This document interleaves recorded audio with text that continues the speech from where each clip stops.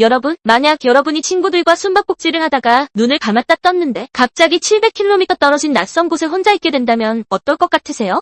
예일, 말도 안 돼 라고 생각하시겠죠? 저도 그래요. 상식적으로 불가능한 이야기니까요. 그런데 오늘 우리가 이야기할 사건은 바로 이 불가능이 실제로 일어났다고 주장하는 한 소년의 이야기입니다. 1959년 필리핀에서 벌어진 이 소년의 기묘한 실종 사건은 단순한 미아가 아니었어요. 그 뒤에 숨겨진 진실은 아직까지도 풀리지 않은 미스터리로 남아있죠. 여러분의 상상력을 자극할 준비 되셨나요? 그럼 지금부터 그 충격적인 사건 속으로 함께 떠나보시죠. 때는 1959년 필리핀의 수도 마닐라, 평화로운 어느 오후였어요. 에밀리오라는 10살짜리 소녀는 여느 때처럼 동네 친구들과 골목길에서 숨바꼭질을 하고 있었죠. 에밀리오가 술래였나봐요. 친구들을 찾으려고 눈을 꼭 감고 10까지 세는 동안 그의 부모님은 집에서 평범한 저녁 식사를 준비하고 계셨습니다.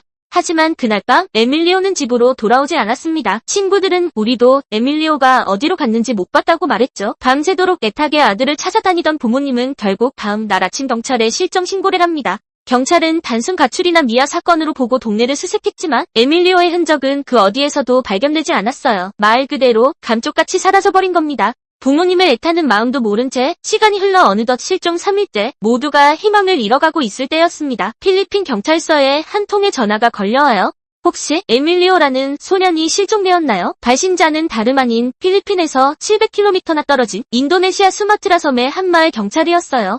700km. 여러분, 서울에서 부산까지의 거리가 약 400km 정도 되거든요. 거의 그 2배 가까운 거리를 그것도 섬에서 섬으로 그것도 10살짜리 어린 소년이 순간 이동이라도 한 것처럼 나타난 거죠. 경찰도 에밀리오의 부모님도 모두 이 사실을 믿을 수 없었습니다. 하지만 신원 확인 결과 수마트라 섬에서 발견된 소년은 틀림없는 에밀리오였어요. 그런데 이 사건에서 가장 미스터리한 부분은 바로 에밀리오의 증언이었습니다. 에밀리오가 필리핀으로 돌아와서 한 말을 들어볼까요? 그는 이렇게 진술했습니다. 숨바꼭질을 하던 중 친구들을 찾으려고 눈을 감았다가 떴는데 갑자기 눈앞이 새하얘졌어요. 그리고 정신을 차려보니 낯선 해변이었어요. 그는 자신이 어떻게 그곳으로 가게 되었는지 그 과정에 대해 전혀 기억하지 못했습니다. 여기서 몇 가지 미스터리한 포인트가 나옵니다. 첫 번째, 700km를 이동한 방법이 미스터리입니다. 10살짜리 아이가 혼자 배를 탔을까요? 아니면 비행기를 탔을까요? 1959년 당시 필리핀과 인도네시아를 오가는 전기선이나 비행기 노선도 지금처럼 흔치 않았을 거예요. 그리고 무엇보다 그 작은 아이가 홀로 그런 여정을 떠났다는 건 상상하기 어렵죠. 혹시 누군가 납치해서 옮겨놓은 걸까요? 하지만 조사 결과 납치범이 이 아이를 700km나 떨어진 외딴 섬에 버려둘 이유가 전혀 없었고 배를 이용했다면 3일 만에 도착하는 것도 사실상 불가능에 가깝습니다. 두 번째, 수마트라 섬에서 보낸 3일간의 행적도 미스터리한 요소입니다. 언어도 통하지 않는 낯선 섬에서 10살짜리 소년이 3일 동안 홀로 생존했다는 것도 정말 미스터리죠. 물론 발견 당시 에밀리오의 옷은 흙으로 더러워져 있었고 약간의 탈수 증세는 있었지만 심각한 부상이나 굶주림의 흔적은 없었습니다. 그 낯선 섬에서 뭘 먹고 어디에서 잠을 잤을까요? 마치 누군가 그를 돕기라도 한 것처럼 멀쩡한 상태였던 거죠. 세 번째, 에밀리오의 증언입니다. 눈앞이 새하얘지고 정신을 차려보니 낯선 곳이었다는 증언은 일반적인 이동과는 거리가 멀어요. 마치 순간이동이나 순간적인 의식 상실을 겪은 것처럼 들리죠. 당시 경찰도 에밀리오의 증언을 믿지 못했지만 거짓말을 할 만한 어떤 동기도 발견하지 못했습니다.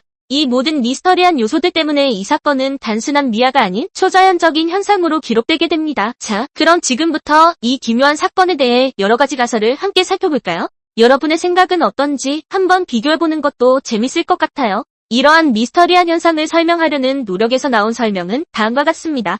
첫 번째 설명은 순간이동 가설입니다. SF 영화 같은 가설입니다. 에밀리오가 알 수 없는 초자연적인 힘에 의해 시간과 공간을 초월해 순간이동했다는 가설이죠. 이 가설을 뒷받침하는 가장 큰 증거는 바로 에밀리오의 증언입니다. 눈앞이 새하얘졌다는 표현은 종종 순간적인 의식 상실을 경험한 사람들이 사용하는 표현과 유사해요. 혹시 에밀리오가 숨바꼭질을 하던 그 순간 우연히 시공간의 틈을 빨려 들어간 것은 아닐까요? 그리고 그 틈이 그를 700km나 떨어진 수마트라 섬에 뱉어낸 거죠. 물론 과학적으로는 설명할 수 없는 현상이지만 에밀리오가 3일 만에 그것도 아무런 기억 없이 700km를 이동한 유일한 방법이기도 하죠. 어쩌면 그 아이가 우리가 아직 알지 못하는 미지의 힘과 마주친 것일 수도 있습니다. 두 번째 가설은 기억 상실을 동반한 무의식적 이동이라는 설명입니다. 두 번째는 현실적인 관점에서 접근해 볼게요. 에밀리오가 어떤 충격이나 심리적 요인으로 일시적인 기억 상실을 겪은 후 무의식적으로 이동했을 가능성입니다. 아이들은 때때로 충격적인 상황에 처하면 모든 기억을 잃어버리는 경우가 있어요. 혹시 에밀리오가 숨바꼭질을 하다가 어떤 사고를 당했고 그 충격으로 기억을 잃은 채 무의식적으로 배에 몰래 올라탔거나 누군가의 도움을 받았을 수도 있겠죠. 그리고 수마트라 섬에 도착한 후 다시 의식을 되찾았을 때 3일간의 기억이 모두 지워진 상태였다면요. 700km의 이동 경로가 설명되진 않지만 기억 상실이라는 요소를 추가하면 에밀리오의 증언과 3일간의 공백이 어느 정도 납득이 가죠.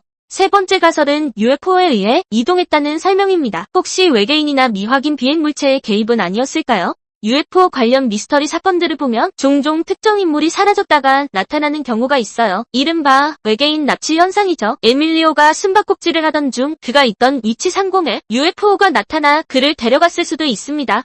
그리고 목적지인 수마트라 섬에 내려놓은 거죠. 눈앞이 새하얘졌다는 증언은 UFO에서 나오는 강력한 빛이나 알 수 없는 에너지에 노출되었을 때 나타나는 증상일 수도 있어요. 게다가 외딴 섬에 그를 내려놓은 것도 혹시 그들이 어떤 실험을 한 뒤 다시 돌려보낸 것이 아닐까요? 이 가설은 에밀리오의 증언 그리고 이동 경로와 행적의 미스터리를 한 번에 설명해주는 매력적인 가설이기도 합니다. 자, 오늘 우리가 살펴본 1959년 필리핀 소년 실종 사건 어떠셨나요? 평범했던 숨바꼭질이 700km 순간 이동이라는 기상천외한 미스터리로 변해버린 이 사건은 아직까지도 그 어떤 과학적, 논리적 설명으로도 완벽하게 풀리지 않고 있습니다.